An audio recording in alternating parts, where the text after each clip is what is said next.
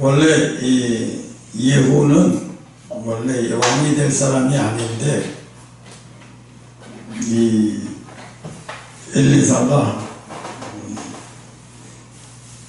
이 바알이 아니라 이 예후를 기름 부어 세움으로써 예후가 왕이 됐어요. 이 예후는 원래 군대 사령관이에요. 우리나라로 말하면 지금 별을 단 장군, 사단장 정도 그 정도였는데 엘리사가 시켜서 이 자기 밑에 사람을 시켜서 이 예후를 기름 부어 세우게 만들었어요. 그래서 왕이 된 사람이에요. 왜 이 사람을 갑자기 이 사람을 왕을 시켰냐면 왕족이 다 타락을 했기 때문에. 그래서 왜 이 사람을 왕을 시켜서 하나님이 이 사람에게 명령한 건 뭐냐면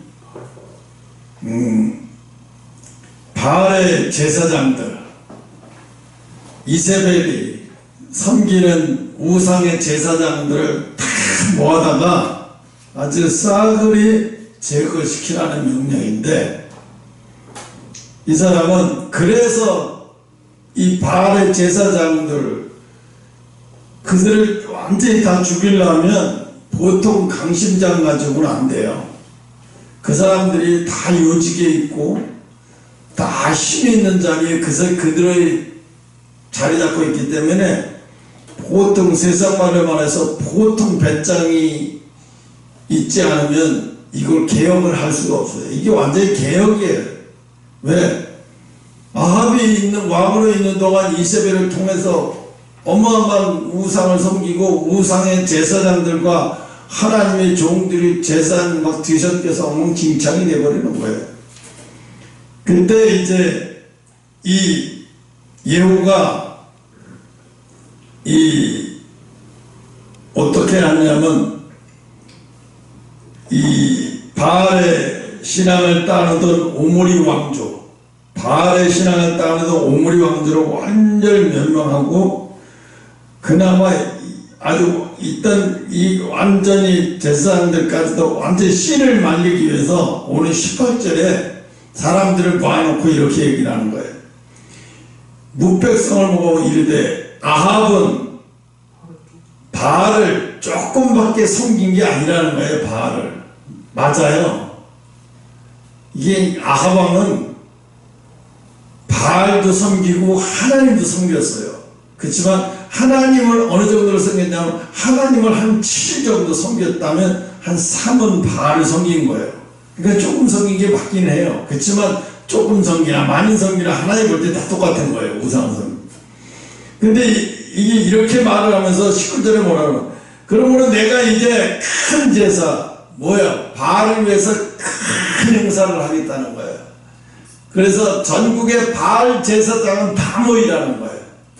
그래서 나는 아합왕과 달라. 그렇게 쪼잔하게 섬기지 않아. 나는 아주 크게 섬길 거야. 바알을 아주 많이 섬길 거야. 우리의 선조 아합왕은 조금 섬겼지만 나는 아주 크게 많이 섬길 테니까 전국에 있는 바알 우상의 제사장들은 다 모이라고 한 거예요. 자기 크게 섬길 거니까. 만약에 여기 참석하는 사람들은 다 죽여버린다고 그랬어요. 그러니까 어떻게 전국에 있는 바알 섬길 제자들이 모조리 나오는 거예요. 다 모였어요. 지금으로 말하면 저기 이제 사우디아라비아 메카 있죠. 거기 저기 이슬람 사람들이 다 모이잖아요. 라마단 그 할 때는 그것처럼 그냥 다 모이게, 전국에서 다 모이게 만들었어요. 그래서 이 다 모이게 만드는 것을 이제 모든 제사장들의 한 사람도 빠짐없이 바알의 제사장에 다 몰리게 하고, 그 다음에 이제 하나님을 섬기는 종들은 하나님의 제사장 여기 있으면 안 돼.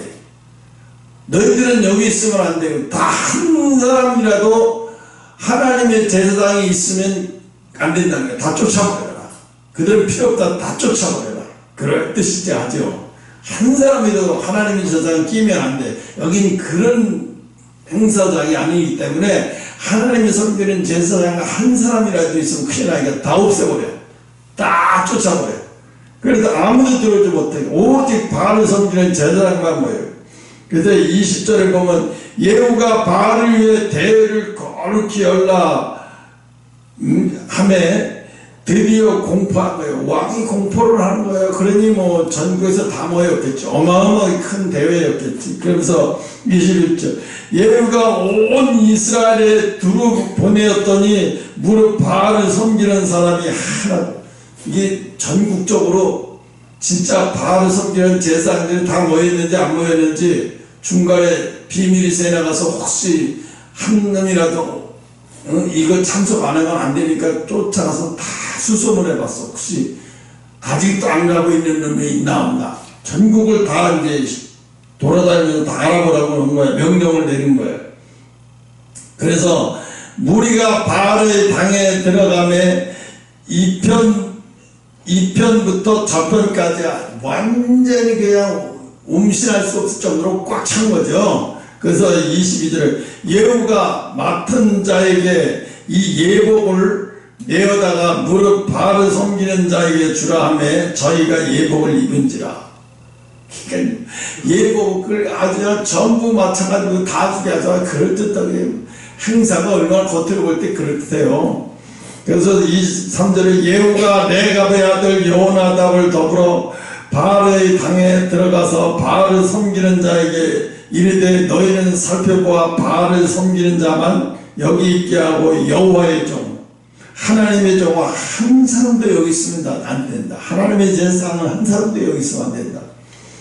그래서 24절에 무리가 번제와 다른 제사를 드리려고 들어갈 때 예후가 80인을 밖에 두고 이르되 내 손에 내가 너희 손에 붙이는 사람과 한 사람도 도망가게 하지 말라 이거지. 그래서 자기 생명을 한 사람도 도망가면 자기 생명을 바쳐야 된다 이 사람은.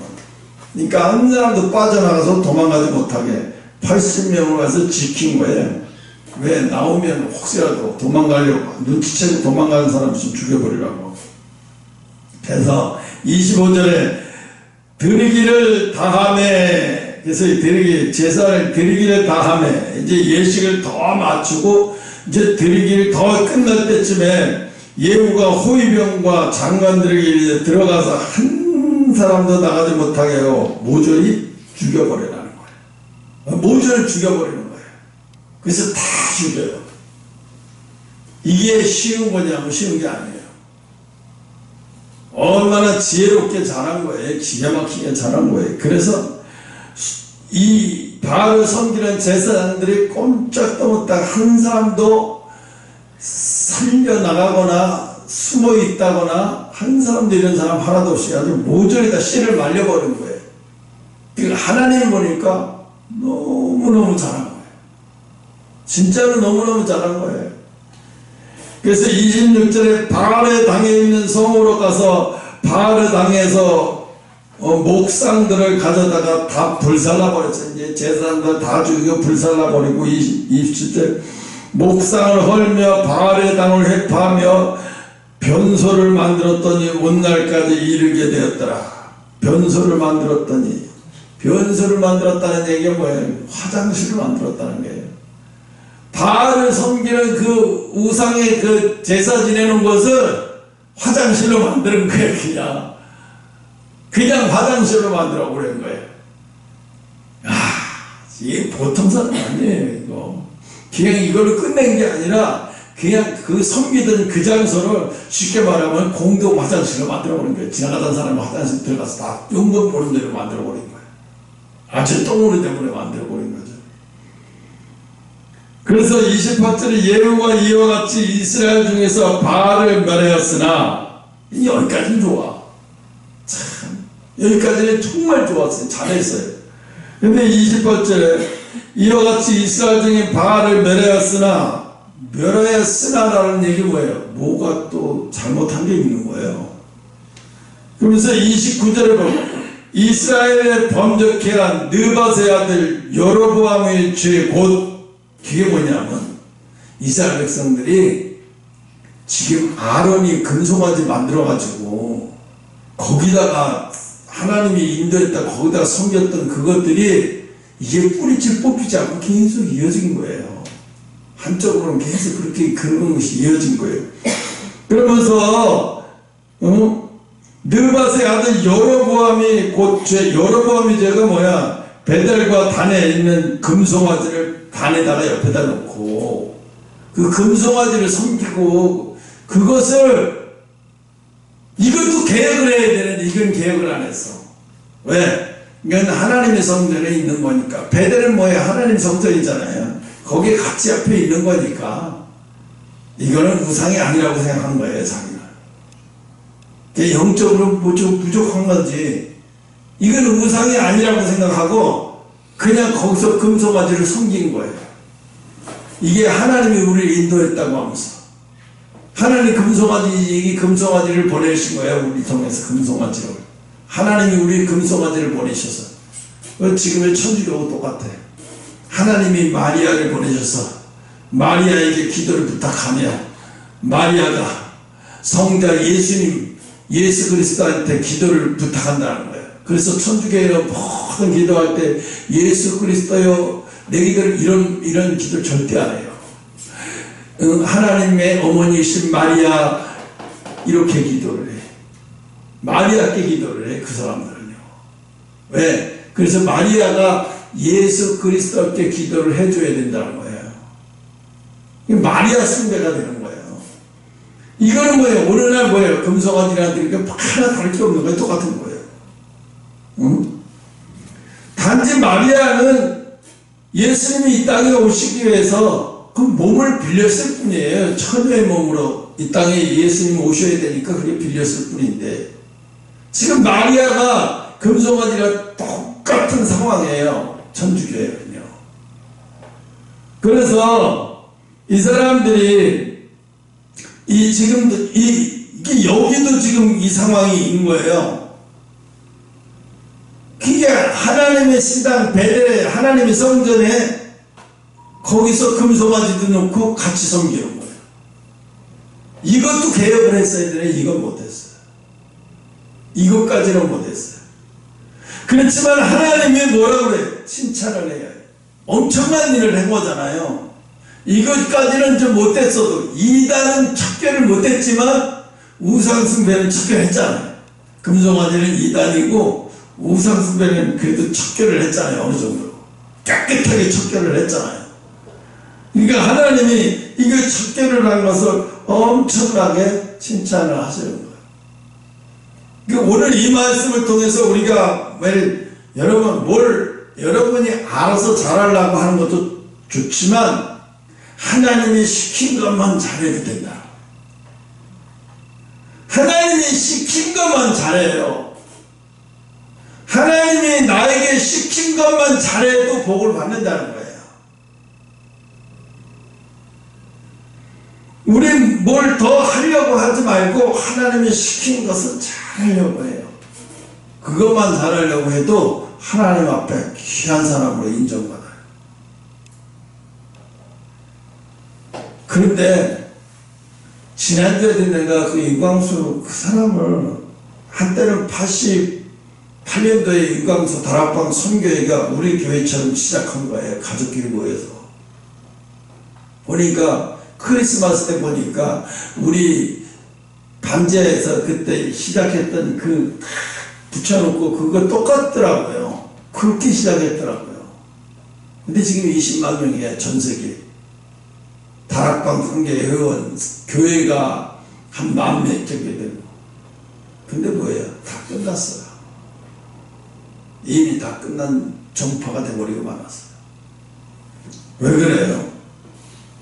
설교 중에 그래요. 세상 사람들은 시계를 모으고 그런 걸 취미 있지만 나는 시계가 자동차를 취미로 모으지만 나는 자동차가 아니고 시계를 취미로 모은다. 그러면서 시계자라고 해요. 그러면서 너무 기가 막히는데 이 사람이 복음을 몰라도 동서남북 해갖고 복음의 북쪽만 알았으면 그래도 그것만 충실히 잘하면 모르겠는데 완전 내가 볼 때는요, 하나님이 버린 종이에요. 그러니까 얘는 버림받은 사람이더라. 이건 버린 종이구나. 완전히 버린 종이야. 부목사 뽑으면 부목사 신고식을 하러 어디로 가요? 룸사롱으로 가요. 이 제정신이에요. 이미 이 사람들은 맛이 갔어요. 그러면서 뭐라는, 전도만 잘하면 된대요. 우리는 전도만 잘하면 돼요. 하나님이 전도만 잘하면, 우리가 짓는 죄를 다 예수님이 십자가에 죽으셨기 때문에 우리는 어떤 죄도 다 용서받을 수 있어요. 이렇게 가르쳐요. 그 안에 있는 수많은 사람들이 다 그렇게 알고 있는 거예요. 그러니까 어떻게, 육아 다락방 선교회 가니까, 참 신앙생활 자유롭게 편하게, 그런 데 가고 싶어. 그 술도 먹고 담배도 피고 별짓 다 해도 내가 예수만 믿는다고 하면 예수님이 내 죄를 다 용서했는데 그게 무슨 상관이야, 이렇게 되는 거야. 그러니까 많은 사람들을 지옥으로 이끌고 가는 거예요. 내가 볼 때, 이 사람들은 많은 사람을 미혹해 하려고 하나의 쓰임받는 사람이구나. 많은 사람을 미혹해서 지옥으로 쓰임받는 사람이에요.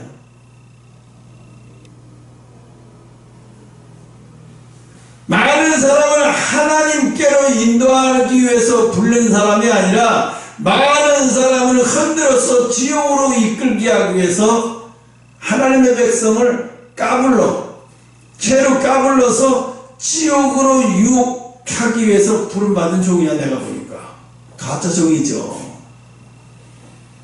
수많은 사람들이 그걸 아니면 빨리 나와야 되는데 뭐라고 생각하냐, 에이 설마 우리 목사님이 저렇게 했어, 이래요. 근데 거기까지도 그럴 수 있어요. 사람은 누구나 죄를 질 수 있으니까. 그런데 죄도 죄 나름이죠. 이건 죄가 아니라 이게 아주 고의적으로 예수님을 십자가에 못 박고 지지 끌고 다니는 거예요. 이게 더 이상의, 이게 그리스도인이라고 볼 수도 없어요. 왜냐하면 거기서는 거룩함이 나타내 보일 수가 없어요. 제가 토요일날도 여기 청소하라고 이슬이 사모 태워갖고 오면서 그랬어요. 싸우지 말아라. 화장실에, 여자 화장실에서 오줌 싸고 더럽게 한다고 해서 싸우지 말아라. 왜? 우리는 깨끗한 화장실에서 깨끗하게 사용하다가 가려고 이 세상에 온 사람 아니에요. 거기에다가 모든 걸 표준을 맞추면 안 돼요.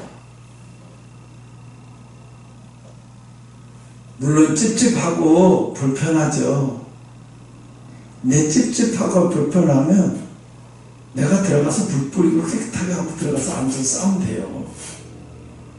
세상 사람들에게 싸울 필요 없어요. 그래서 제가 기도를, 한 가지를 기도를 주겠어요. 뭐예요? 주의 사랑과 자비의 도구로, 한 주간도 주님의 사랑과 자비의 도구로 살아가게 해달라. 여러분에게서 자비의 도구가 나와요. 자비의 모습이 나와요. 자비로운 모습, 하나님의 자비로운 모습. 세상 사람들의 마음을 녹이는 것은요, 옳고 그름이 아니에요. 신앙생활은요, 옳고 그름이 아니에요. 옳고 그름에다가 신앙생활을 넣으면 이 사람은 평생 율법에 붙들려요. 여러분, 말씀을 듣고 옳고 그름에다가 표준을 놓으면요, 이 사람은 말씀에다가 옳고 그름을 표준을 놓고 산다 그러면 그 사람은 항상 율법이 따라다녀요. 그 사람은 율법이 따라다녀요. 율법에 따라다니기 때문에 뭐예요? 항상 비난과 비판의 눈으로 봐요. 그럼 그 사람에서 뭐가 하늘나요? 하나님의 사랑과 자비가 없어요. 세상 사람들은 우리 보고 느낄 땐 뭘 보고 느끼냐? 하나님의 사랑이 흐르는 거 보고, 하나님의 자비가 흐르는 거 보고. 우리가 언젠가는 여자 화장실에 나가는데 거기서 물을 끼얹고 청소를 다 한 다음에 들어가서 소변 보는 걸 볼 거 아니에요. 느낄 거 아니에요. 자기네도. 언젠가는 알게 돼 있어요. 하나님이 알게 만들어요. 그럼 미안하게 들어요. 미안한 마음이 들어야 돼요. 근데 우리는 그것을 가르쳐서, 야 임마 여자 화장실이야, 야 임마 남자 화장실이야, 그 사람을 가르쳐서 무섭게 만들고 가르쳐서 못 오게 해야지. 이건 복음이 아니에요. 이건 이렇게 해서 되지 않아요. 세상이 이렇게 해서 변하지 않아요. 여러분, 요셉이 감옥에 들어갔어요. 그 안에 감옥에 들어가는 사람도 다 죄를 져서 들어온 놈들이지만 요셉은 감옥에 죄를 져서 들어온 사람이 아니에요. 죄를 안 지려고 하다 감옥에 들어온 사람이에요. 그렇잖아요. 죄를 안 지려고 하다가 감옥에 들어온 사람이에요. 그러면 거기에 요셉은 생각해. 나는 너희들은 죄를 짓고 들어온 사람들이지만 나는 죄 없어. 감옥에 아무 죄도 없는 사람이야 나는. 이러고 감옥에서 억울해하면서 나는 죄도 안 졌는데 감옥에 들어오고 저 새끼들은 죄 졌는데 왜 나를 괴롭히는 거야. 감옥 안에서부터 이 죄인들 새끼들 다 죄 짓고 들어온 새끼들이 살인, 음란, 도둑질 다 놈들이. 그러면요 요셉은 그 감옥 안에서 10년 동안요 10년커녕요 스트레스 받아서 죽었어요. 당뇨 걸려서. 근데 요셉은 어떻게 했어요? 거기서 사랑을 베풀어요. 요셉이 무슨 의술이 있어요? 뭐가 있어요? 아니에요. 요셉은 거기 아픈 사람들을 돌보기 시작해요. 돌봤다는 얘기 뭐예요? 사랑과 자비를 베푸는 거예요. 앞으로 환자들은 교도관도 관심 없어요. 그들에게 귀찮아서. 근데 요셉이 자기 감옥 안에 있는 환자들을 얼마나 지극정성 돌보는 거 보고 간수가 뭐라 그래? 야, 너 거기만 있지 말고 다른 감옥에도 넌 자유롭게 돌아다녀. 그러면서 다른 환자들도 네 감옥에서 네 방에서 보살핀 것처럼 다른 방에서도 막 보살펴줘라. 너는 감옥만 나오지 못할 뿐이지 감옥 안에서 다 보살펴줘. 교도관이 허락해버렸어요. 왜? 요셉의 감옥 안에서 환자들을 얼마나 지극정성 돌보는 거 보고, 야, 저 진짜로 환자들을 진짜로 돌보는구나.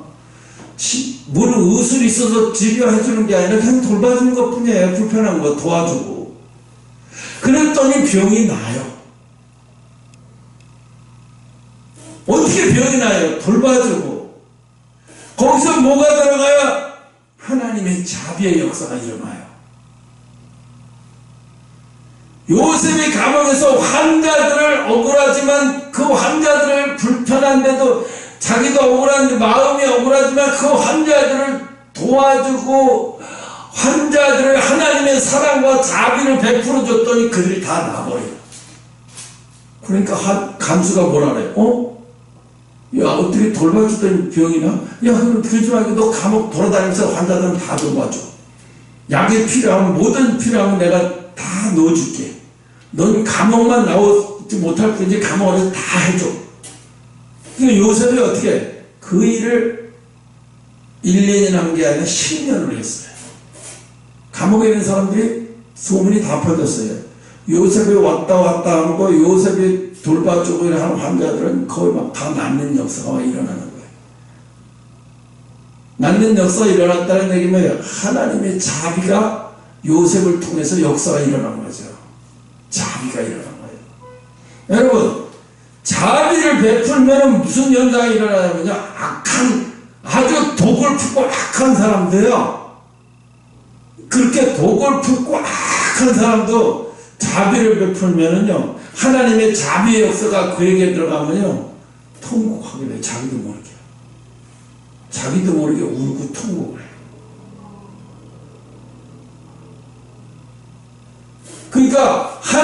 자비의 역사가 요셉을 통해서 일어나니까 막 그 감옥 안에 막 사람들이 다 막 치료가 되고 막 그렇게 밤새도록 잠 못 자고 끙끙하고 소리 짓던 사람이 평안하게 자질 않나 막 간수들이 소문이 다 났어. 이야,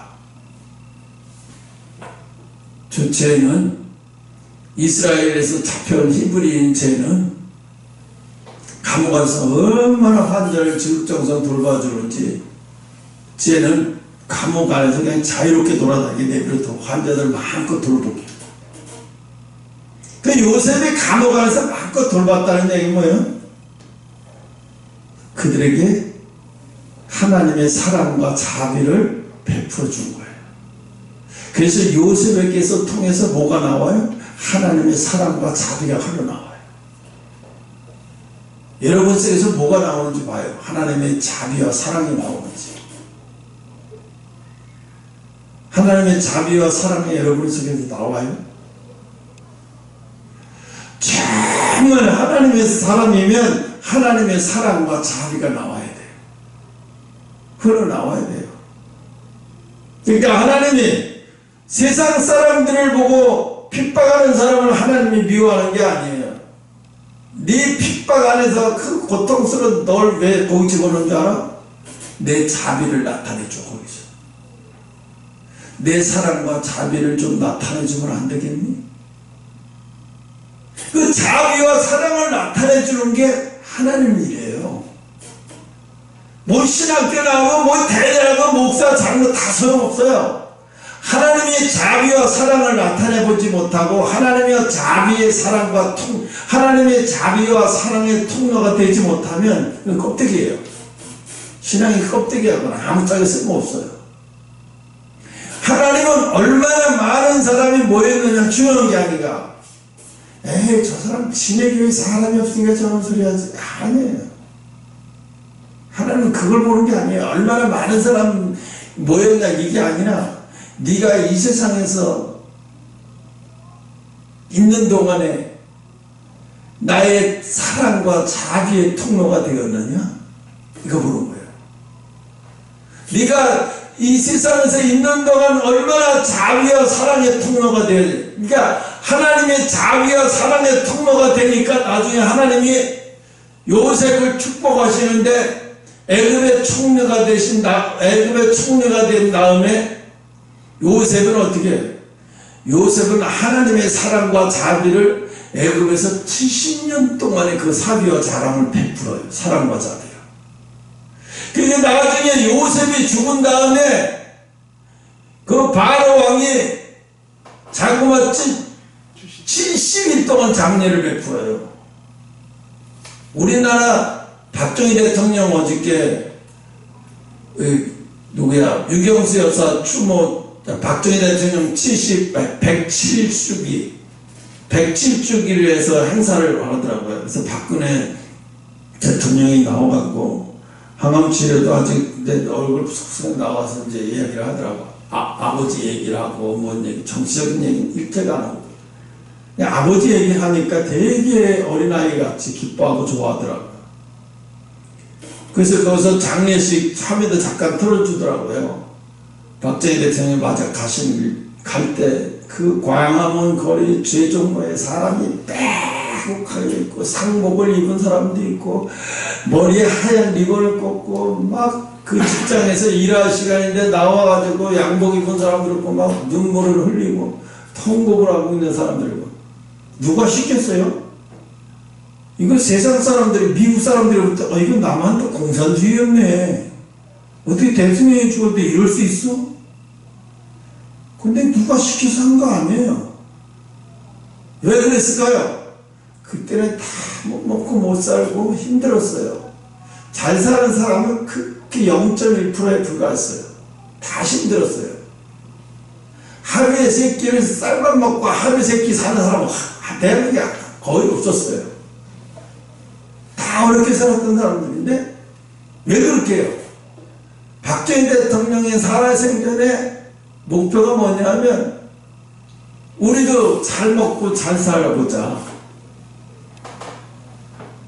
우리가 우리가 우리 손으로 나라를 지켜내서 미국 의지하지 말자.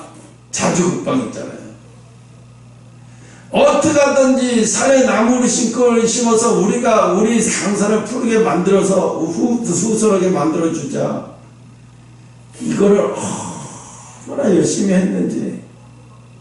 응? 그러니까 사람들이 하나같이 다 동요를 했어요. 힘들어도 참자. 대통령이 하시는 게 다 맞아. 지금 따라가는 게 무조건 대통령이 시키는 대로 하면 나라가 잘 살 수 있다고 확신을 가졌어요. 누구든지 다. 그래서 국민들을 어떻게 해서 미국 사람들이 뭐라 그러냐면 이 일제시대를 끝나고 난 다음에 뭐라 그래요. 남한 사람들, 조선 사람들은 게을러서 절대로 글러먹었다. 게을러서 글러먹었다. 근데 사실은 조선 사람들 게을렀던 게 아니에요. 열심히 일해봤자 탐관 노리들 때문에 다 뺏어가고, 그렇기 때문에 열심히 일해봤자 뭐예요? 또 일제시대는 열심히 일해봤자 일본인들이 다 뺏어가니까 남자들이 일 안 해. 맨날 술 먹고 맨날 노름이나 밖에 안 해. 일 안 해. 그러니까 여자들은 어쩔 수 없이 뭐래도 팔고 뭐래도 하고 이러는 거예요. 남자들 일 안 해. 그걸 보면서 대한민국은 희망이 없다고 했어요. 근데 독일의 어떤 학자는 그래요. 대한민국에 희망이 없는 게 아니라 저 사람들이 희망을 잃었다. 다시 희망을 되찾아주면 대한민국은 반드시 선진국이 될 거라고 얘기했어요. 근데 독일의 그 학자는 정확하게 맞았어요. 미래를 내다봤어요. 또 지금 미래를 내다보는 어떤 학자가 앞으로는 이 G7에서 7개 나라잖아요. 아시아에서는 일본하고. 근데 G7은 이미 가버렸어요. 이미 G7은 이미 물 건너갔어요. 이제 앞으로는 세계를 4나라가 세계를 주도할 것이다.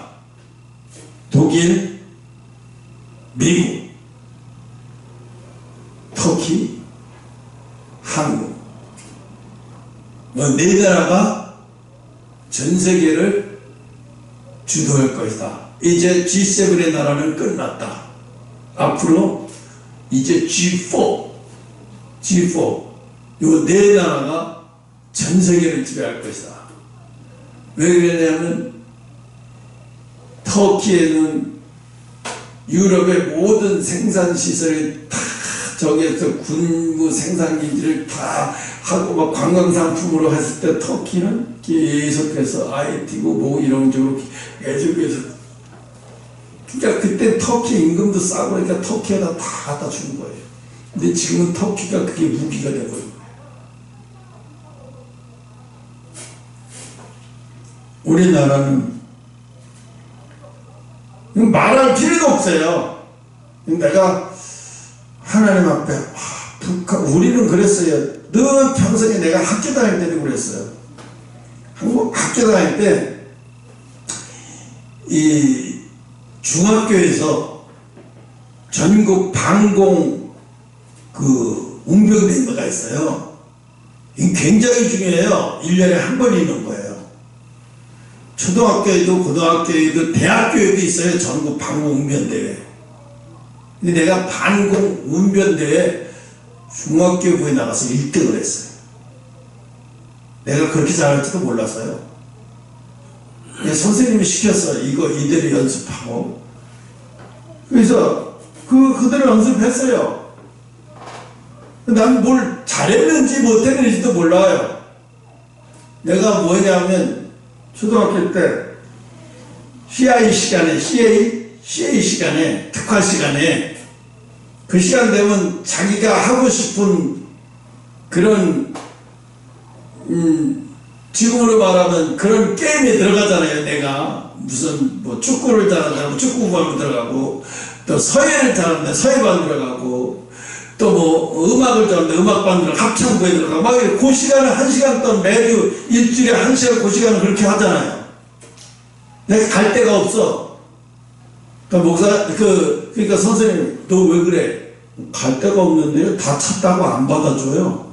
아 더러워 죽겠네. 그랬더니 선생님 왜 갈 데가 없어 임마? 내가 하는 데 있어. 웅변판 들어와. 나 운명할 줄 모르겠다. 사람 앞에 쓰는 것도요, 오금 저리는데 잔소리만 더 운명반이 오는 거예요. 그래서 한 거예요. 그래서 운명반이 됐어요.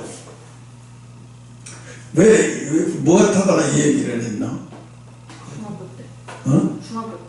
아니, 그 얘기가 아니라. 이제는, 그렇죠. 그 박정희 대통령이 돌아갔을 때 자유대안을 항상 외쳤어요. 자유대안. 공산주의 따라가면 망한다.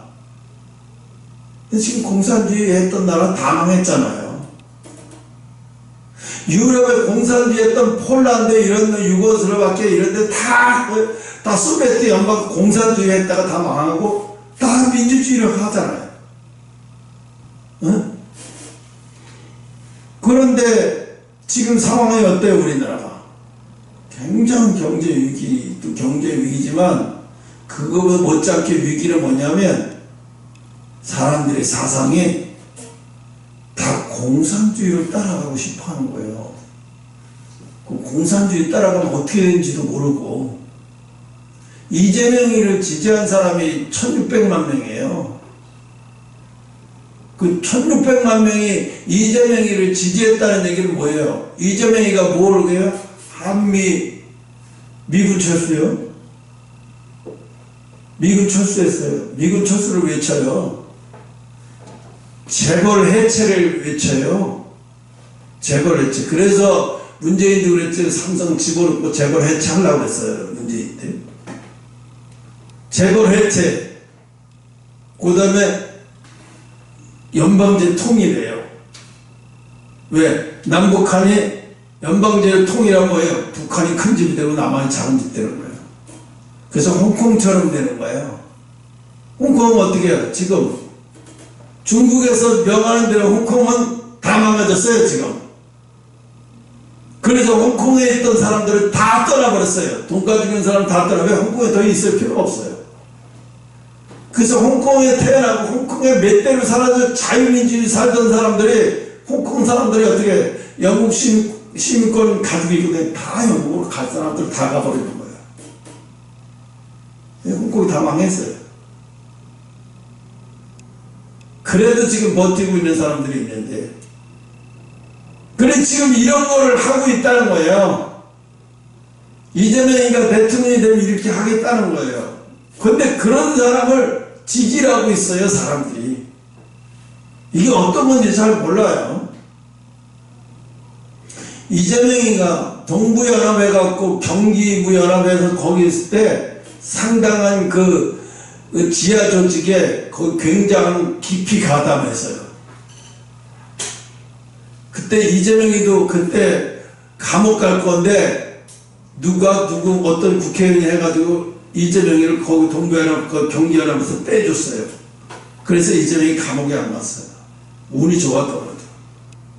그때 감옥에 갔어야 되는 건데. 무서운 거예요. 이 사람은 어떤 사람이냐? 자기가 하고자 하면요 그 일을 수단과 방법을 가리지 않고 하는 사람이에요.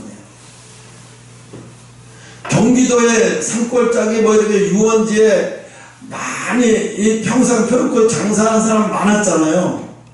그걸 경기도 어떤 도지사들도 와서도 그걸 철거를 못했어요. 왜? 마음이 아파서.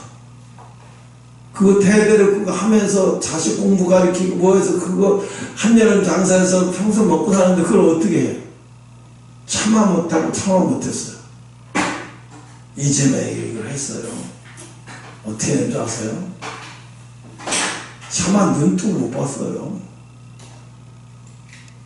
깨끗해지긴 했는데 차마 눈뜨고 못 봤어요. 이명박 대통령이 청계천 철거하면서 그 사람들과 4,600번씩 대화를 통해서 이렇게 그 사람들을 이렇게 해서 이전시키고 이렇게 한 게 아니라 폭력으로 잔인하게 폭력으로 해서 겁주고 폭력으로 해서 다 쫓아버린 거예요. 그러니까 자기가 목표를 한다 그러면 수단과 방법을 가리지 않고 하는 거예요. 이거 되네.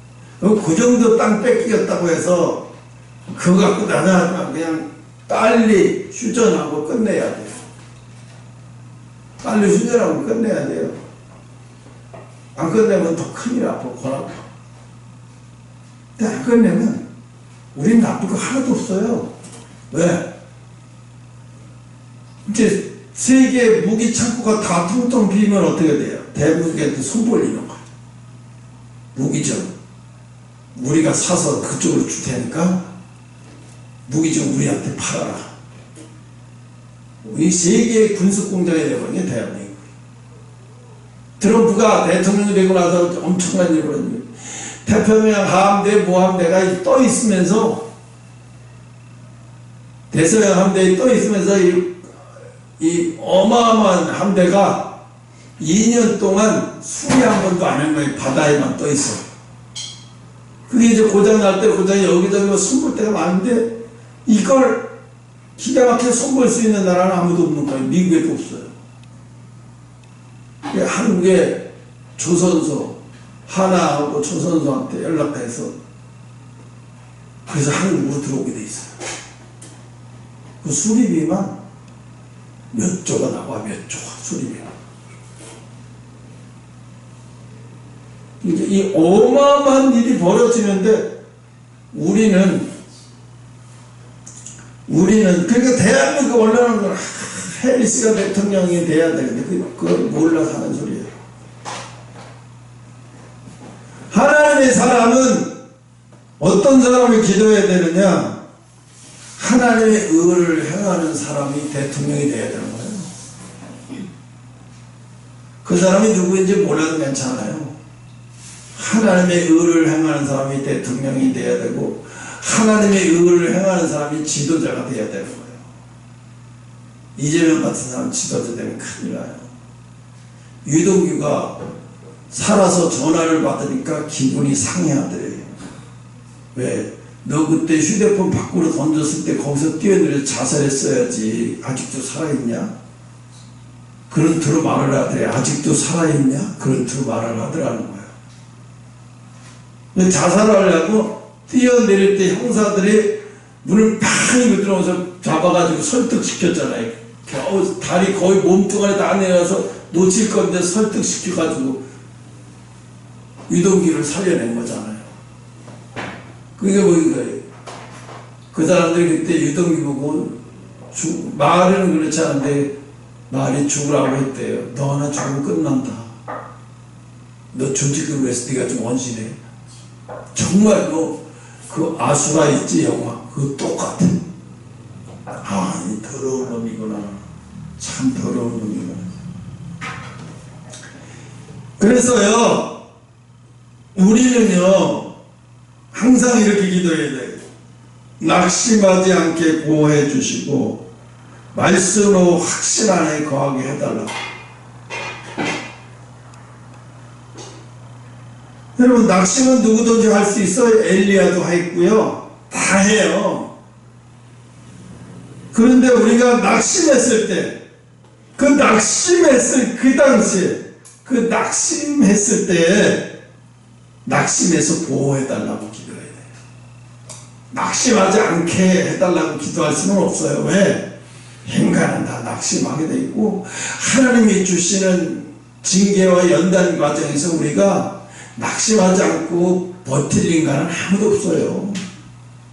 힘들어요.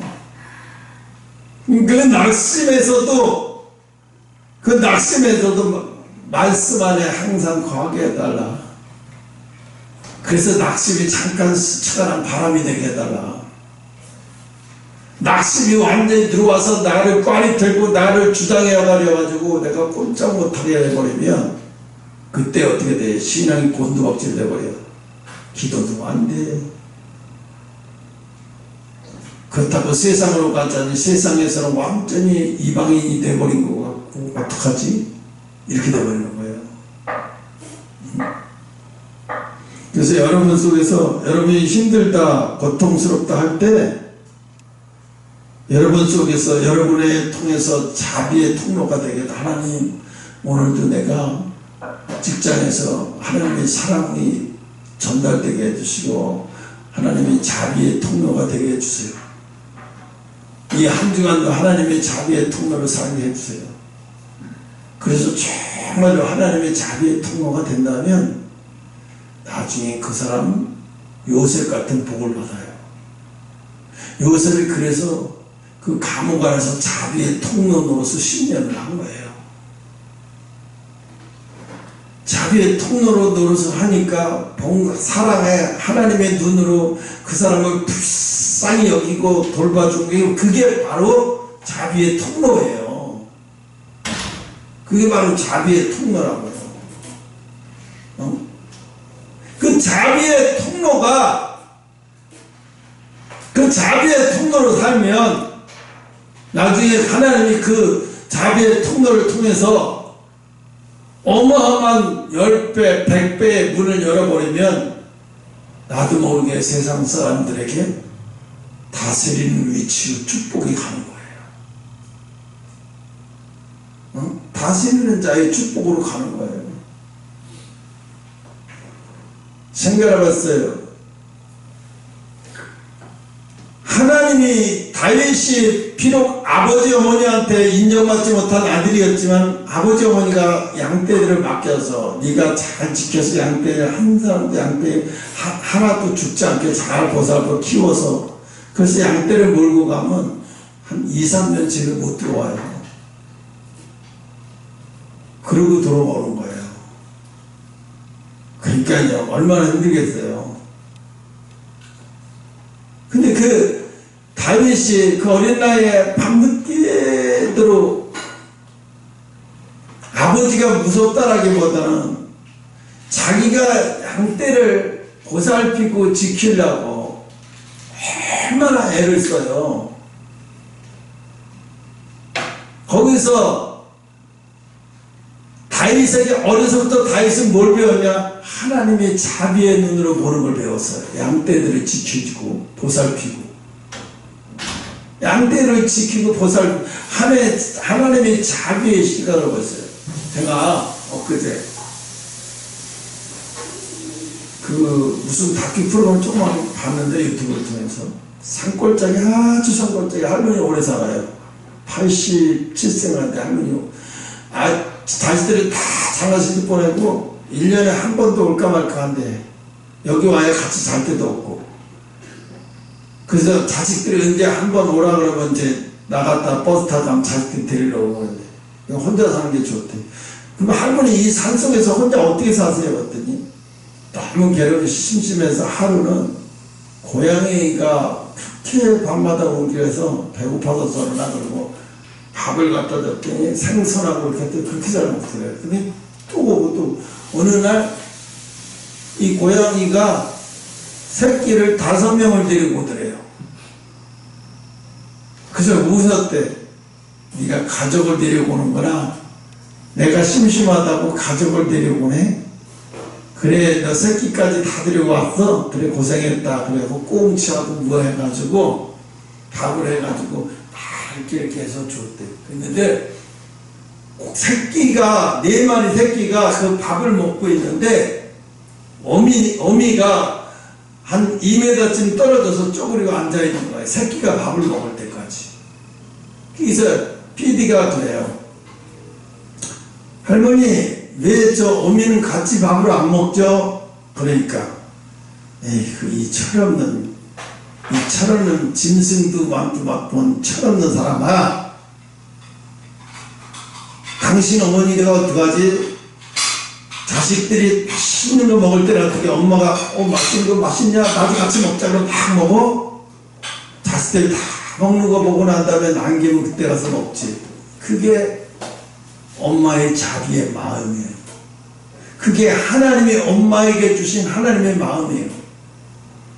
어떤 엄마도 어떤 여자도 자식을 낳으면 자식한테 이런 자비가 나와. 하나님이 주신 거예요. 엄마에 대한 자비. 엄마가 되는 순간에 임하는 자비를 하나님이 주신 선물이라고요. 그래서 불행한 사람도 힘든 사람도 자식을 낳으면 그 자식 때문에 사는 기쁨이 있는 거예요. 그 자식 때문에 사는 거예요. 그 기쁨이 있으니까.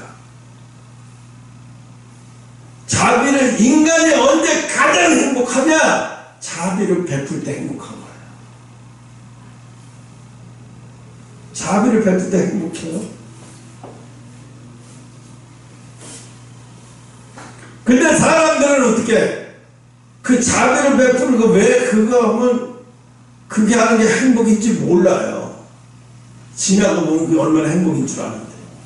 그게 진짜 행복인데. 그게 진짜 행복인데. 그래서 그 할머니가 그러는 거예요. 저 고양이가 내 마음하고 얼마나 똑같은지. 고양이가 나보고 말을 한대, 무언 중에. 엄마도 자식들 다 이렇게 키웠죠? 그리고 쪼그리에 앉아서 자기한테 그러는 거래. 이제 조금 보라고.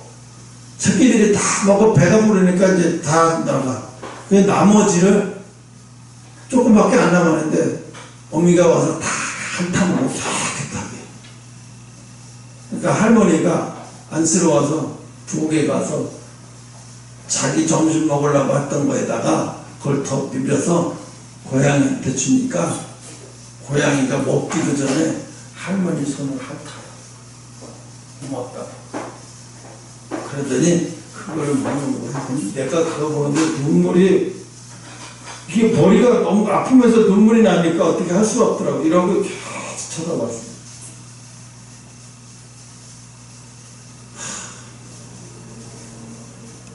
그러니까 하나님이 주신 자비를 인간들이 다 버리는 거예요.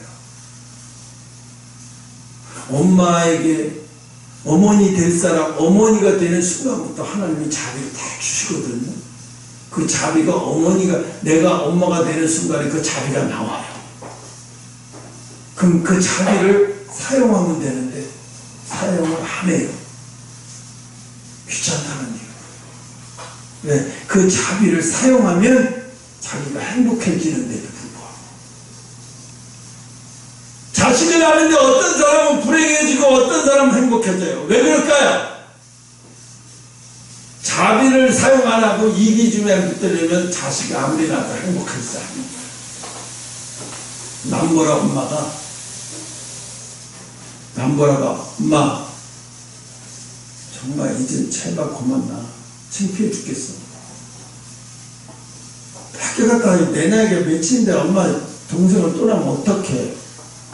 그럼 엄마 면박을 막 주고 있어. 근데 엄마는 야, 하나님이 주신 선물이야.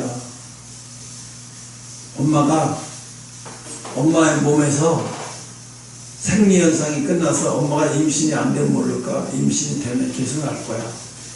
하나님이 때가 되면 하나님 다 드시겠지 뭐. 엄마 힘들지도 않아? 힘들지. 너희들이 언니가 동생 보살피고 동생이 또 보살피고 막 너희들이 막 이러는 거 보고 있으면 내가 이 세상을 다 가진 것처럼 행복해. 엄마가 그래야 돼요. 내가 이 세상을 다 가진 것처럼 행복해. 너희들이 모여에 앉아가지고 막 이렇게 언니가 동생 보살펴주고 막 이렇게 하는 거 보면 행복하대. 그렇게 행복할 수가 없대. 근데 이상하게 그 자식중 안에서도 또 그래요. 이기주의에 사로잡혀 있는 자식이 있어요. 이기주의에 사로잡혀 있는 자식은 어떤 현상이 일어나냐면요, 자기밖에 몰라요.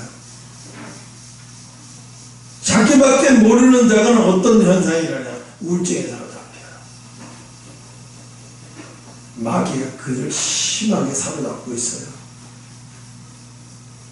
그럼 걔는 뭘 잘아서 그 가족들이 그게 너무 불편해서 싫고 괴롭고 계속 남하고 비교하다가 자살해 주고, 그게 남보라 동생이잖아요. 창피했대잖아요. 남보라 동생이 창피했대. 그게 창피했대. 근데 남보라는 뭐 우리 집이 남들하고 다르긴 하고 조금 힘들긴 했어도 동생들 막 또 언니 막 매달리고 막 이러고 또 행복했다는 거예요. 그게 결혼한다고 하더만 37살인가 8살 이게 결혼했는데요. 남자하고 결혼. 내년 봄에 결혼한다고 하더라고요. 우리는 하나님 앞에 나를 행복하게 해달라. 돈 있으면 행복하고 명예를 가지면 행복하고 뭘 가지면 행복할 거라고 생각을 하는데 아니에요. 우리가 행복할 수 있는 거는요, 하나님의 자비를 갖고 있으면 행복해져요. 하나님의 자비가 내게서 계속 바깥으로 흘러나가면 나는 행복하지 말래도 행복해져요. 차인표가 자기 동생이 암에 걸려서, 차인표 다 가진 사람이잖아요. 주식만 가져도 어마어마하잖아요. 주식만 가진 데가 어마어마해요. 다시 그 쟁탈해서 경험할 수 있어요. 운송 그 회사. 근데 암하고 전문 경영한테 불러주고 주식만 아버지가 주신 거 받아가지고 있어요. 근데 동생이 불치에 암에 걸려서 그 동생이 암에 걸렸는데 하이라가 그렇게 하나님 앞에 기도해도 하나님이 고쳐주시진 않았어요. 생명을 조금 연장시켜 주셔야 했는데 나중에 예수 영접하고 동생을 하늘나라로 보냈어요. 그러고 나서 차인표가 완전히 바뀌어버렸어요. 부부가 다 바뀌어버렸어요. 우리 나머지 인생을 이렇게 살지 말자. 우리가 행복해지고 정말 남을 행복하게 만들고 우리도 행복해질 수 있는 방법을 될 것 같아요. 그래서 생각합니다. 아이를 하나를 입양했다가 둘 입양. 자기 아이 하나죠. 둘인가 셋인가 이러네. 그런데 사람들이 물어봐요. 아이들 입양해서 키우는 게 힘들지 않냐고. 하이라가 그런 질문을 받았을 때가 참 곤란한데요. 왜 그러냐고 물어봤더니 어떤 부모가 자식을 키우는데 힘들지 않은 부모가 어떻게 했냐. 다 힘들지. 근데 힘든 것만큼 행복하니까 하는 거라고. 힘들 때도 있지만 울 때도 있대. 얘들이 어떤 때는 상처를 받아서 마음의 상처예요. 너 너네 엄마 아빠 아니지. 공식적으로 다 밝혔기 때문에 학교에서 너 입양한 부모라며 차인표 신내 너네 친엄마 친아빠 아니라 애들이 이제 그것 때문에 스트레스 받아고 돌아오고 막 학교도 그만두고 대안학교를 보낼까 막 고심도 많이 하고 많이 힘들었던 것 같아요. 근데 지금 애들이 다 컸잖아요. 어리죠.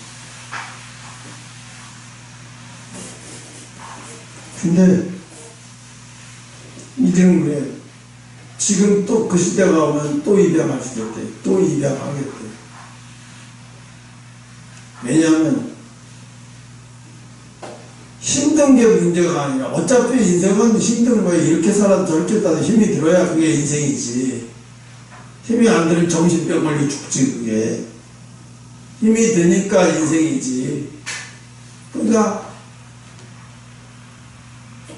그 사람, 그 아이들을 데려다가 자기들이 상처 안 주고 친부모 이상으로 키우려고 막 그렇게 하다 보니까 자기가 낳아야만이 부모의 심정처럼 느껴질 거라고 생각했는데 막상 입양해서 키우다 보니까 똑같더라는 거예요.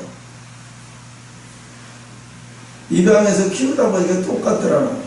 자기가 난 자식이랑 안 난 자식이랑 똑같더라는 거예요. 아픈 거 아프고 힘든 거 힘들고 뭐가 달라요? 뭐가 다르냐 이거예요.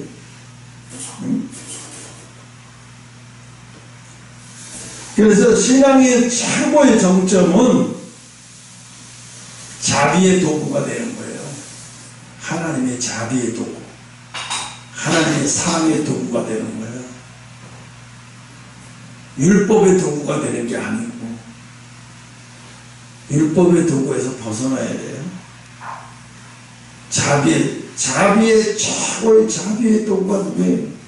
손양원 목사님 아니에요? 자기 자식을 죽인 사람은 이방에서 키우다가 그 자식한테 죽었잖아요. 하늘나라 가고 그 사람 상급이 어마어마하겠죠. 왜 하나님은 그렇게 했을까요? 모든 사람한테 보여준 거예요. 이게 자비의 도구다. 이게 하나님의 자비를 나타내는 거다. 예수 믿으면 부자로 잘 먹고 잘 살라고 예수 믿냐? 하나님의 뜻은 그게 아니야. 너희들이 내 자비의 도구가 되면 잘 먹고 잘 살게 돼 있고 행복하게 돼 있어. 가와 만성 있잖아요. 가정이 잘 돼야 가정이 웃음이 넘쳐나는 가정에 재앙이 많아요. 안 그래요? 웃음이 끊긴 가정에 재앙이 많아요. 그 웃음이 왜 끊기는 가정에 웃음이 왜 끊겼을까요?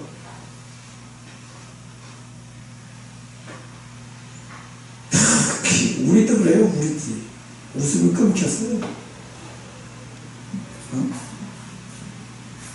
그 이유가 뭘까요? 내 자신도 느껴요. 사랑과 자비가 흘러넘지 못하는 거예요. 물론 이 고난의 연단이 너무 힘드니까 그럴 수도 있는데, 그런데 이 자비와 사랑이 언제 시작되냐면 내 억울한 것만 붙들려 있으면 자비와 사랑이 안 나와요. 내 속에 자비와 사랑이 이미 받았거든요. 근데 사탄이가 우리에게 억울한 거를 자꾸 사로잡히게 만드니까 그 억울한 거에 사로잡혀 그 억울한 거에 집중하다 보면 자비와 사랑이 안 나와. 그런데 우리가 참 이상하죠? 어린아이를 볼 때 자비와 사랑이 나와요. 아무리 악독한 사람들. 그래서 어린아이 보면 괜히 이쁘고 조그만 먼 데도 걔 갖고 있다가 내가 먹으려고 갖고 얘한테 선물해주고, 그리고 걔가 기분 좋게 받으면 내가 주고도 괜히 기분 좋아요. 왜 어린아이가 단순히 이뻐서 좋아하는 게 아니에요. 어린아이를 통해서 자기가 나가니까 내가 좋은 거예요. 행복한 거예요. 그 인간은 그걸 몰라요. 그러니까 우리는 어린아이를 통해서 하나님이 부부가 결혼해서 어린아이를 낳아야 하는 이유가 이 세상 종교 번식 아니에요. 하나님이 자비와 은혜를 사로잡혀 살아야 진정으로 행복해질 수 있기 때문이에요. 그래서 부부가 결혼해서 자식 없이 그냥 우리끼리 편하게 살고, 거기서는요 진정한 행복 안 나와요. 자비도 안 나와요. 자식이 나오면 그 자비를 베풀 때 보면, 사랑이 그 자비를 베풀 때 행복해져요. 그러면 어떤 게요? 나중에 그 자식이 크잖아요. 그럼 나중에는요, 노인네들이 시골에서 그 죽자 산다 이렇게 일해서 뭐라 그래? 애들 오면 다 차에다 실어서 보내주죠. 할머니들. 그러면서 또 행복해요. 그러면서 가만 행복해요. 왜 그럴까요? 그 자기가 스가빠디에 일하고 올려면 내내 일하고 다 주면서도 행복해하는 거예요. 자비를 베풀어주기 때문에 그래요.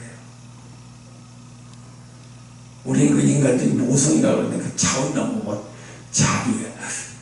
자비가 흘러넘치는 사람은 항상 하나님이 주시하고 있고 하나님의 복이 코앞에 와 있는 사람들이에요. 그러니까 우리 억울함에 사로잡지 말자고. 억울함에 사로잡혀 있는 것을 풀어버려야 돼요. 나눠주고 베풀어주고. 그래서 10분이 넘어요. 자비의 도구로 살아가는 여러분 되시기를 축원합니다.